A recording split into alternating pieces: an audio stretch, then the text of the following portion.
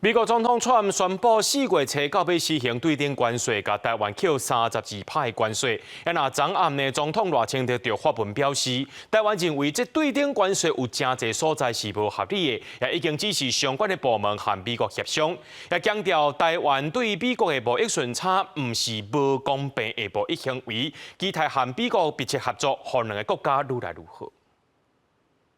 美国总统川普宣布会对台湾扣32%的关税，4月初9生效。总统赖清德初3暗时伫面册表示，当天的下晡调集行政、国安团队到官邸开会，针对超过各国预期的关税整体征势，对产业、总体经济可能致输的冲击，也有政府因应准备工课等等，听各项的报告。赖总统指出，咱国认为对顶关税有真侪无合理的所在，已经指示相关的部门甲美国强力参详，一定会维护国家的利益。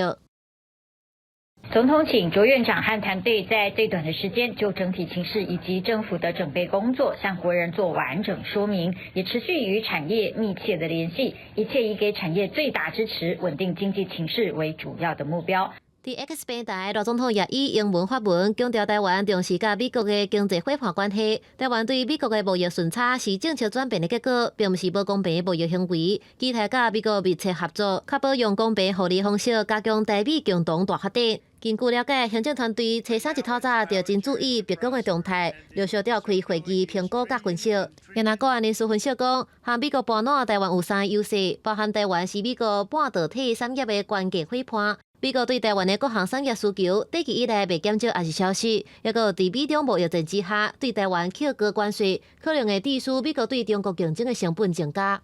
汽车，还有美猪、美牛，还有农产品的这些问题，应该在这段时间好好去思考一下。我们是不是可以好好去处理这些贸易障碍？像天然气啦，或者是原油，我们也可以考虑从美国进口。我们政府相关部会在这段时间也应该好好去整合这些投资的资源，然后去盘点我们到底有多少金额在未来可以在美国去做投资，因为这个是川普真正想要的。